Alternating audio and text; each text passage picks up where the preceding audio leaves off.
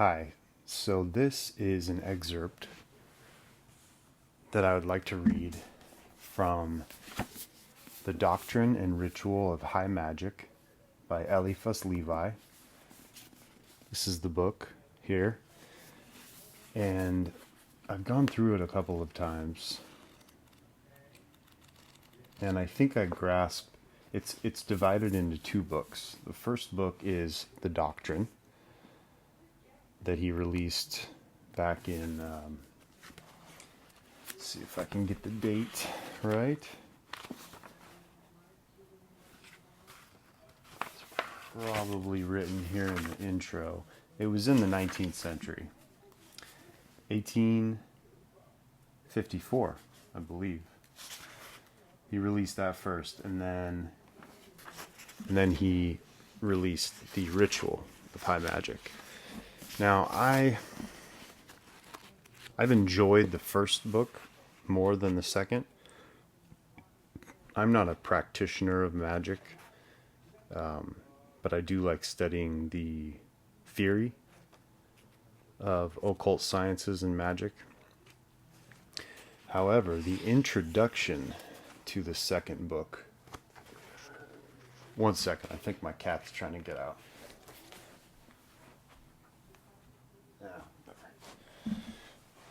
I think the introduction to the second book, Ritual of High Magic, is a masterpiece. I got the audiobook first,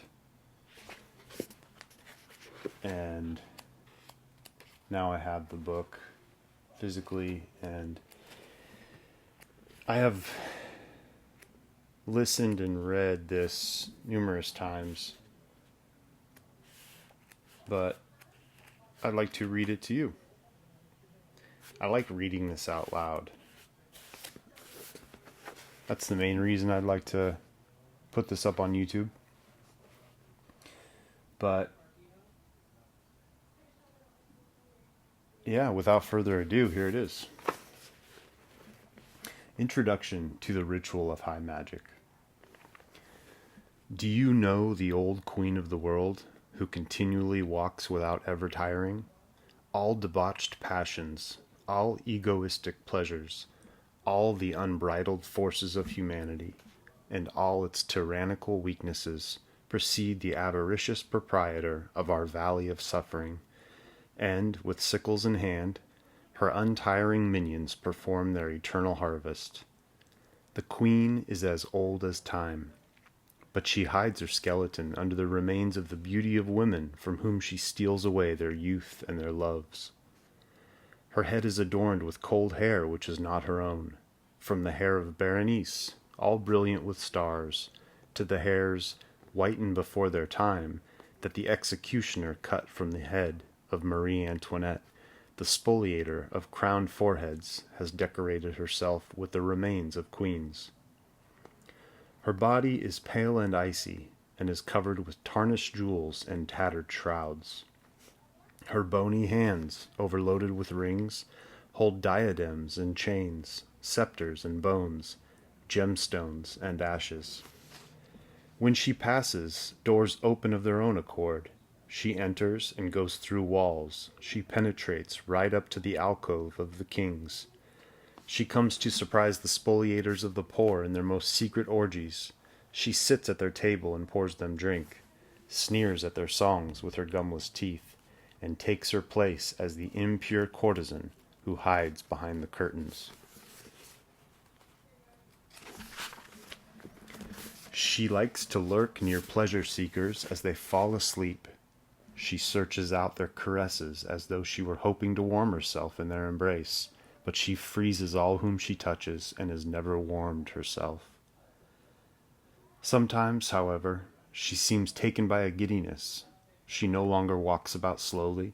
She runs, and if her feet are not fast enough, she squeezes the flanks of a pale horse between her thighs, and heads off breathlessly through the multitudes.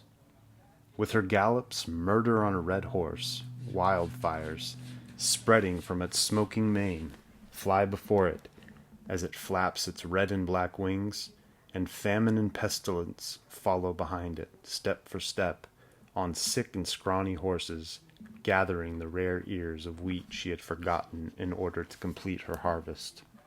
One sec.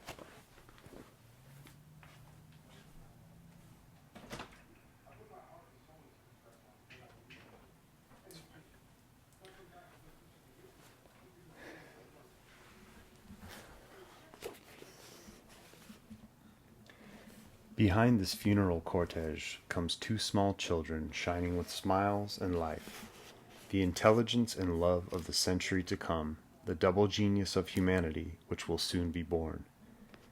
In front of them, the shadows of death spread like the night before the stars of dawn. The children skim over the earth upon their light feet, and with laden hands they sow the hope of another year. But merciless and terrible death will no longer appear, to harvest like dry grass the ripe ears of wheat in the century to come. She will cede her place to the angel of progress, who will softly detach souls from their mortal chains to allow them to rise up to God. When men will know how to live, they will no longer die. They will transform like the chrysalis which becomes a shining butterfly. The terrors of death are the daughters of our ignorance, and death itself is only so hideous due to the remains with which she covers herself and the somber colors with which we surround her images. Death is truly the work of life. There is in nature a force which does not die, and that force continually transforms beings in order to conserve them. That force is reason, or the verb of nature. There exists in man a force analogous to that of nature, and that force is reason, or the verb of man. The verb of man is the expression of his will directed by reason. This verb is all-powerful when it is reasonable, because then it is analogous to the actual verb of God. Through the verb of his reason, man becomes the conqueror of life and can triumph over death. The entire life of man is nothing but the birthing or the abortion of his verb. Human beings who die without having understood and without having formulated the speech of reason die without eternal hope. To fight with favor against the phantom of death, one must identify with the realities of life. What does God care for a premature fetus who dies, since life is eternal? What does nature care for a madness which kills, since reason always lives and conserves the keys to life? The terrible and just power which eternally kills fetuses was called by the Hebrews Samael, by the Orientals Satan, and by the Latins Lucifer. The Lucifer of the Kabbalah is not a cursed and stricken angel. He is the angel which brings light and regenerates by burning.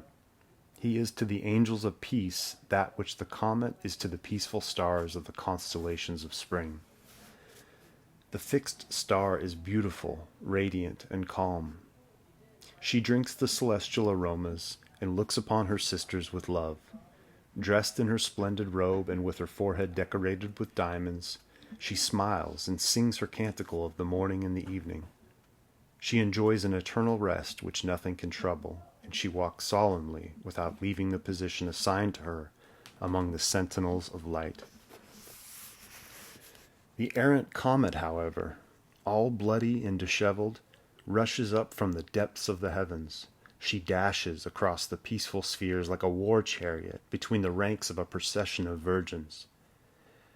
She dares to confront the burning sword of the guardians of the sun, and like a frantic wife looking for the husband she dreamed of during her nights as a widow, she penetrates right into the tabernacle of the king of daytime.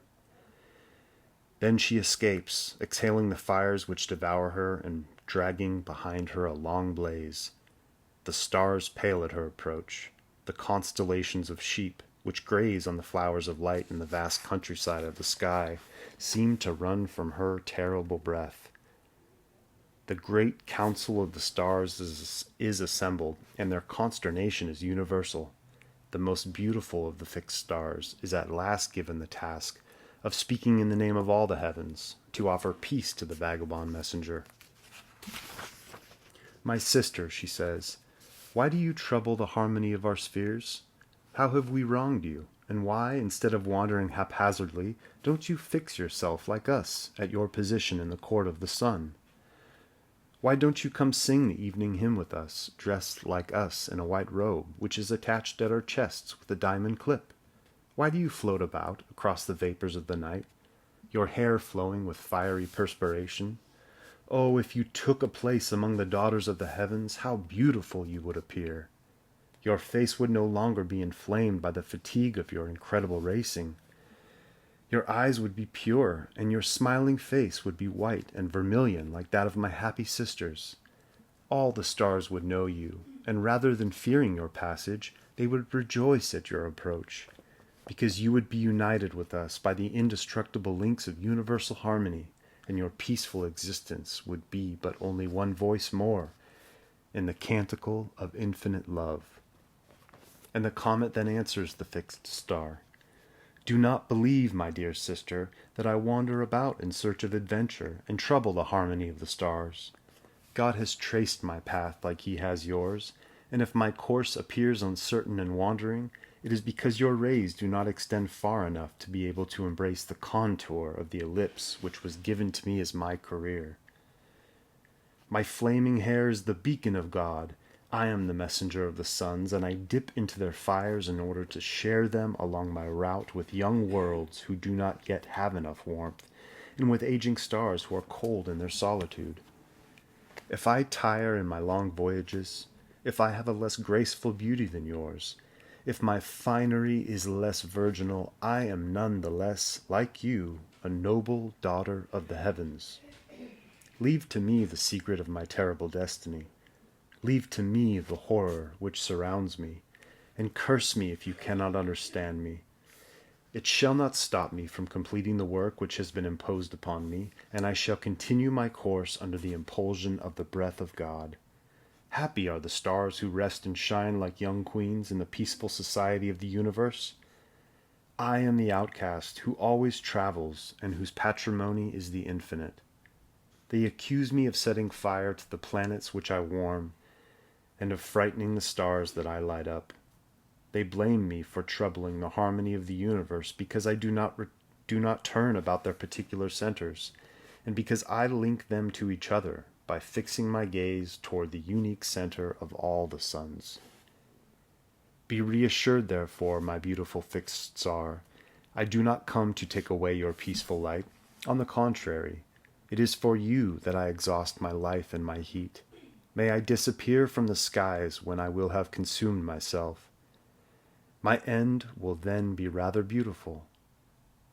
Know that in the temple of God there burn different fires, who all render glory unto him. You are the light of the golden chandeliers, and my flame is that of sacrifice. Let us each accomplish our destinies. After finishing her speech, the comet shakes her mane, protects herself with her ardent shield, and dives into infinite space, where she seems to disappear forever. It is thus that Lucifer appears and disappears in the allegorical stories of the Bible. One day it is said in the book of Job, the sons of God gathered before the Lord, and among them was also found Satan. And the Lord said unto him, Whence comest thou? And he answered, From going to and fro in the earth, and walking up and down in it. Here is how a Gnostic gospel, found in the Orient by a scholarly travel, who is among my friends, explains, to the benefit of Luciferian symbolism, the genesis of light. Truth which knows itself is living thought. Truth is the thought within it, and formulated thought is speech. When eternal thought searched for a form, it said, Let there be light. And this thought which speaks is the verb, and the verb says, Let there be light, because the verb itself is the light of spirit. The uncreated light, which is the divine verb, shines out because it wishes to be seen. And when it says, Let there be light, she commands eyes to open, and he creates intelligent beings. And when God said, Let there be light, intelligence was created, and light appeared. And the intelligence which God had poured forth with the breath from his mouth, like a star which detaches itself from the sun, took the form of a splendid angel, and the heavens greeted it with the name of Lucifer. Intelligence awoke and understood itself completely in hearing those words of the divine verb, "Let there be light." She felt free because God had commanded her to be so, and she answered while raising her head and spreading her wings, "I shall not be servitude." "Shall you then be suffering?" the uncreated voice asked her. "I shall be liberty," answered the light. "Pride will seduce you," answered the supreme voice, "and you shall give birth to death." "I must fight against death in order to conquer life," answered back the created light. God then detached a thread of splendor from his breast, which had been restraining the superb angel, and while he watched her shoot off into the night, which she traversed in glory, he loved the child of his thought, smiled an ineffable smile, and said to himself, "How the light is beautiful." God did not create suffering. It was intelligence which accepted it in order to be free. And suffering was the condition imposed upon the free, being by him who alone cannot err because he is infinite. Because the essence of intelligence is judgment, and the essence of judgment is liberty. The eye only truly possesses the light through its faculty to open and to close. If it was forced to always be open, it would be a slave and victim of the light, and so, as to escape such torture, it would stop seeing. And thus created intelligence is only happy to affirm God through the liberty she has to deny God. Yet an intelligence which denies always affirms something, since it affirms her liberty.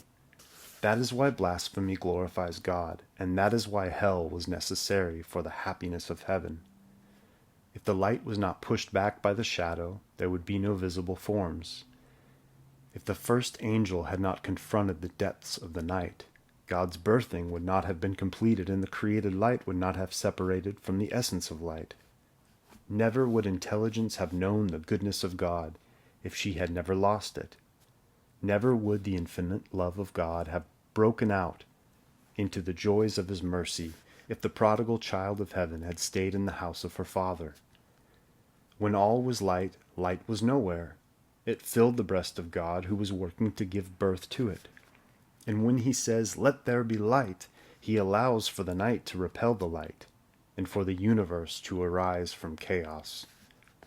The denial of the angel who, in being born, refused to be a slave constituted the equilibrium of the world, and the movement of the stars began.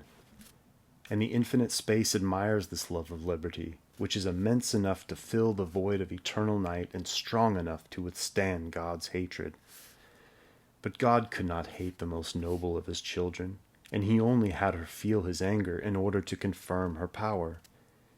And the Verb of God himself, as if he were jealous of Lucifer, also wished to descend from heaven and triumphantly traverse the shadows of hell. He wished to be prescribed and condemned, and he planned in advance the terrible hour when he would cry out, at the zenith of his agony, my God, why hast thou forsaken me?" As the morning star precedes the sun, Lucifer's insurrection announced to nature, newly born, the next incarnation of God. Perhaps Lucifer, in falling into the night, dragged with him a rain of suns and stars attracted by his glory. Perhaps our sun is a demon among the stars, like Lucifer is a star among the angels. This is why, no doubt, he remains calm as he illuminates the horrible anguishes of humanity and the slow agony of the earth. It is because he is free in his solitude, and because he possesses his own light. Such were the heresiarchical tendencies in the first centuries. Some of them, like the Ophites, adored the demon in the form of the serpent. Others, like the Cainites, justified the revolt of the first of angels like that of the first of murderers. All these errors, all these shadows, all these monstrous idols of anarchy which India exhibits in its symbols of the magical Trimurti, had found in Christianity its priests and worshippers. Nowhere did he speak of the demon in Genesis. It is an allegorical serpent who fools our first parents. Here's what most translators make the sacred text say. Now the serpent was more subtle than any beast of the field that the Lord God had made. And here is what Moses said. Wa nahash haya haron micho Chahayath, Chashada, Asher, Chasha'a, Yahoah, Elohim, which in English means, according to Fabre de Olivet, now the original attractor, or cupidity, was the addictive passion of all the elementary life, or the interior resources of nature, and the work of Yahweh, the being of beings. But here Fabre de Olivet passes by the true interpretation, because he is ignorant of the great keys of the Kabbalah. The word Nahash, explained by the symbolic letters of the tarot, strictly means 14, Nun, the force which produces mixtures, 5, He, the recipient and passive producer of the forms, 21, Shin, the natural and central fire balanced by double polarization. The word employed by Moses, read Kabbalistically, thus provides us with the description and the definition of that universal magical agent, which is symbolized in all the theogonies by the serpent, and to which the Hebrews also gave the name of Od, when he manifests his active force, and the name of Ob, when he allows his passive force to appear, and that of Aur, when he reveals himself entirely in his balanced power.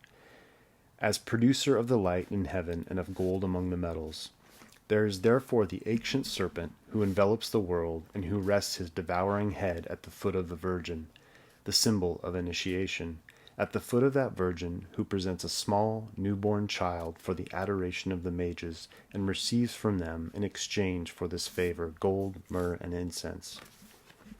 This doctrine thus serves in all the hieratic religions to veil the secret forces of nature which the initiate can dispose of. The religious formulas are the summaries of the words full of mystery and power, which make the gods descend from the sky and submit them to the will of men. Judea borrowed the secrets from Egypt, Greece sent its hierophants and later its theosophists to the school of the great prophets. The Rome of the Caesars, undermined by the Christian initiation of the catacombs, would one day collapse into the church and remade a symbolism, with the debris of all the cults which the Queen of the world had subjugated. According to the Gospels, the inscription which declared the spiritual royalty of Christ was written in Hebrew, in Greek, and in Latin.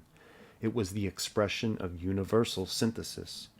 Hellenism, in fact, that great and beautiful religion of forms, had no less announced the arrival of the Savior than did the prophets of Judaism. The myth of Psyche is a highly Christian abstraction, and the cult of the pantheists, by rehabilitating Socrates, prepared the altars for this unity of God, Israel having been its mysterious custodian. But the synagogue disowned its Messiah, and the Hebrew letters were erased, at least to the blinded eyes of the Jews. The Roman persecutors then brought Hellenism a dishonor which the false moderation of Julian the philosopher, perhaps unjustly called the apostate, because his Christianity had never been sincere, could not rehabilitate.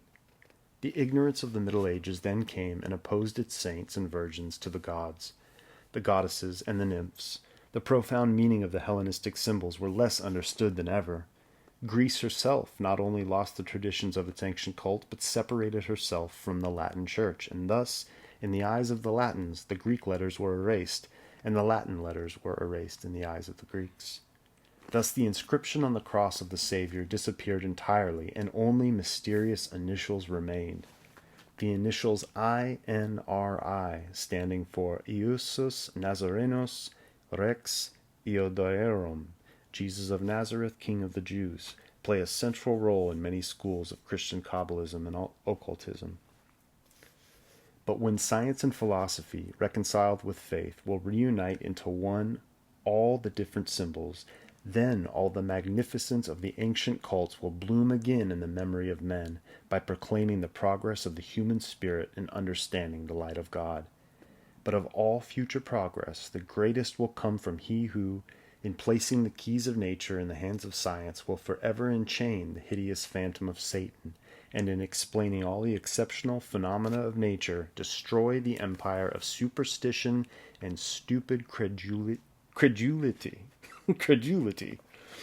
It is towards the accomplishment of this progress that we have consecrated our life and passed our years in the most laborious and difficult of researches. We wished to free the altars by upturning the idols. We wished that the man of intelligence again becomes the priest and the king of nature, and we wished to conserve all the images of the universal sanctuary by explaining them. The prophets spoke in parables and in images because they lacked abstract language, and because prophetic perception, being the sensation of harmony or of universal analogies, naturally translates into images. These images, taken literally by the vulgar, have become idols, or impenetrable mysteries. The ensemble and the succession of these images and of these mysteries are what we call symbolism. Symbolism thus comes from God, despite being formulated by men. Revelation accompanied humanity in all the ages and was transfigured by the human genius, but it always expresses the same truth. The true religion is one, and its doctrines are simple and within reach of everyone. After all, the multiplicity of symbols was but a book of poetry necessary for the education of the human genius. The harmony of exterior beauty and the poetry of form should have revealed God to the children of humanity, but Venus soon had Psyche for a rival, and Psyche then seduced love. It is thus that the cult of form must cede its ambitious dreams of the soul, which already embellished the eloquent wisdom of Plato. The arrival of Christ had thus been prepared for, and that is why it was awaited. He came because the world awaited him, and philosophy was transformed into belief in order to popularize it. But, freed by this very faith, the human spirit soon protested against the school which wished to materialize the signs, and the work of Roman Catholicism was solely to prepare, unbeknownst to it, the emancipation of consciences, and to begin the foundations of universal association. All these things were but the regular and normal development of divine life in humankind, because God is the great soul of all souls. He is the immutable center around which all intelligences gravitate like stardust. Human intelligence had its morning. Its full noon shall come, followed by its decline, and God will always be the same. But it seems to the inhabitants of earth that the sun rises young and timid, that it shines with all its force at midday, and that it goes to bed tired in the evening. However, it is the earth which turns, and the sun is immobile. Have faith, therefore, in human progress and in the stability of God. The free man respects religion in all its past forms and does not blaspheme against Jupiter more than Jehovah.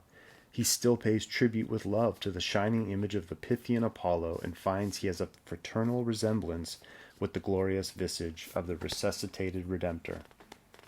He believes in the grand mission of the Catholic hierarchy and is pleased to see the pontiffs of the Middle Ages putting religion up as a barrier to the absolute power of kings.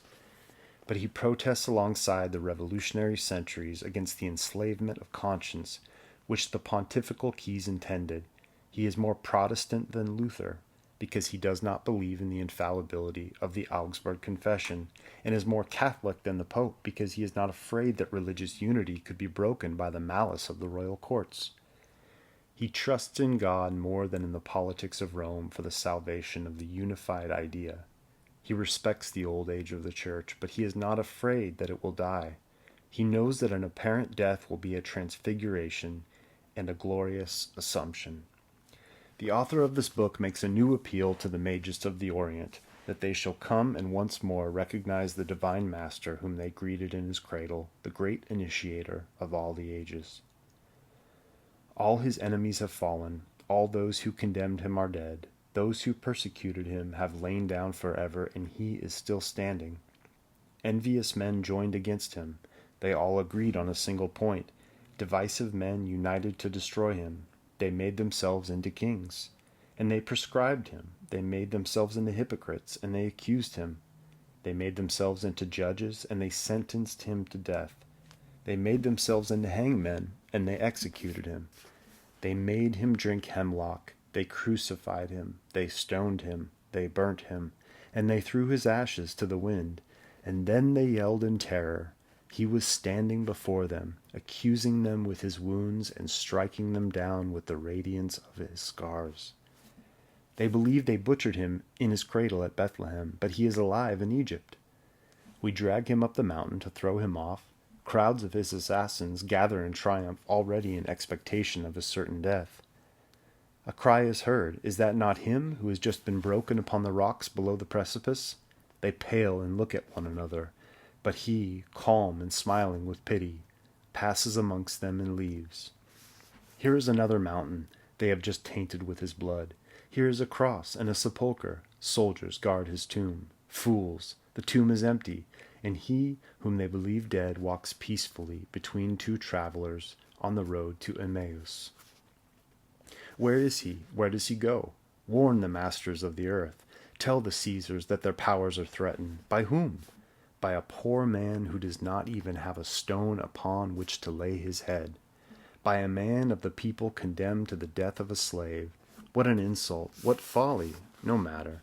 The Caesars will deploy all their powers. Bloody edicts prescribe the fugitive. Everywhere scaffolds are raised. Circuses open, filled with lions and gladiators. Stakes are lit, and torrents of blood then flowed, and the Caesars, who believe themselves victorious, dare to add a name to those which adorn their trophies. And then they die, and their apotheosis dishonors the gods they thought they defended. The hatred of the world confuses, in the same contempt, Jupiter and Nero. The temples whose adulation caused death are overturned onto the ashes of the proscribed. And upon the debris of the idols, upon the ruins of the empire, he alone, he whom the Caesars had proscribed, he who had been hunted down by so many sycophants, he who had been tortured by so many hangmen, he alone is standing, he alone reigns, he alone triumphs. Yet even his disciples soon abuse his name. Pride invades his sanctuary. Those who were supposed to announce his resurrection wish to immortalize his death, so as to revel like crows in his continually returning flesh, instead of imitating his sacrifice and giving their blood to the children in faith. They chain him to the Vatican, as onto a new Caucasus, and they become the vultures of this divine Prometheus. But what does he care for their bad dream? They have only chained his image, for he is always standing, and he walks from exile to exile and from conquest to conquest. We can enchain man, but we cannot keep the verb of God captive. The word is free, and nothing can contain it. This living word is the condemnation of the wicked, and it is why they wish to kill it. But in the end it is they who die, and the word of truth remains to judge their memory. Orpheus was torn apart by the Maenads. Socrates drank the cup of poison. Jesus and his apostles perished in their final ordeal. Jan Hus, Jerome of Prague, and so many others were burned. St. Bartholomew's Day and the September massacres made their martyrs in turn. The Emperor of Russia still has at his disposition his Cossacks, his Nauts, and the wastelands of Siberia. But the spirit of Orpheus, of Socrates, of Jesus, and of all the martyrs always remain alive in the midst of the persecutors who die in their turn. He remains standing in the middle of institutions which fall and of empires which are overthrown. It is this divine spirit, the spirit of the only Son of God, that St. John represents as standing upright in his apocalypse, in the midst of golden candlesticks, because he is the center of all light. Holding the 7 stars in his hand, like the seeds of a new heaven, and having his words descend to earth under the sign of a double-edged sword. When the discouraged sages fall asleep in their night of doubt, the Spirit of the Christ is awake and keeps vigil. When the people, weary of the work which they deliver, lie down and nod off by their chains, the Spirit of the Christ is awake, and he protests. When the blind sectarians of now sterile religions prostrate themselves in the dust of old temples and crawl servilely with superstitious fear, the Spirit of Christ remains awake, and he prays. When the strong weaken, when the virtues are corrupted, when everyone bends down and reduces themselves to looking for some vile pasture, the Spirit of Christ remains awake, looking to heaven as he awaits the hour of his Father. Christ means priest and king par excellence. The initiator Christ of modern times has come to teach the new kings and new priests through the science and most of all through charity. The ancient mages were priests and kings. The arrival of the Savior had been announced to the mages by a star. That star is the sign of intelligence which rules through unity of force over the 4 elementary powers. It is the pentagram of the mages. It is the flaming star of the children of Hiram. that is, the Freemasons, whose traditional founder was Hiram Abiff, the master architect of Solomon's temple. It is the prototype of the balanced light. From each of its points a ray of light reascends. Down each of its points a line of light ascends. This star represents the great and supreme Athanor of nature, which is the body of man. The magnetic influence leaves in 2 rays from the head, from each hand and each foot. The positive ray is balanced by a negative one. The head corresponds with 2 feet, each hand with a hand and a foot. The 2 feet each correspond to the head and 1 hand. This regular sign of balanced light represents the spirit of order and of harmony. It is the sign of the omnipotence of the mage.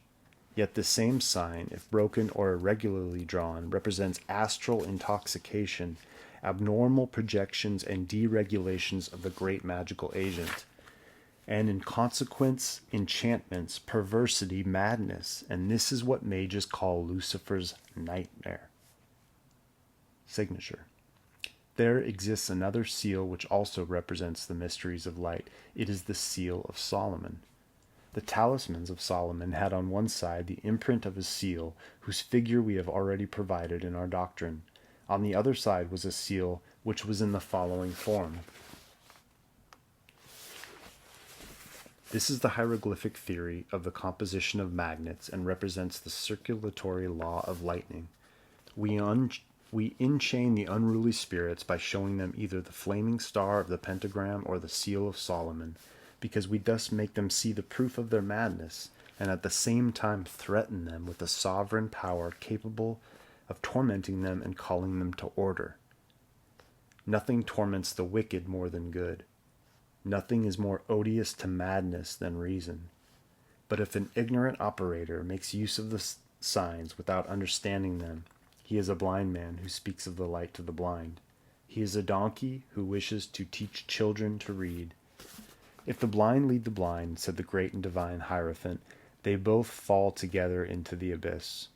One final word in order to summarize this entire introduction. If you are blind like Samson when you shake the columns of the temple, the ruins will crush you. In order to command nature, one must be made superior to nature through resistance and training. If your spirit is perfectly free of all prejudice, of all superstition, and of all incredulity, you will command minds. If you do not obey the forces of destiny will obey you. If you are saintly as the Christ, you will do the works of Christ. To direct the currents of the mobile light, one must be fixed in an immobile light. To command the elements, one must have tamed their storms, their lightning, their depths, and their tempests. One must know in order to dare. One must dare in order to will. One must will to have the empire, and to reign, one must be silent.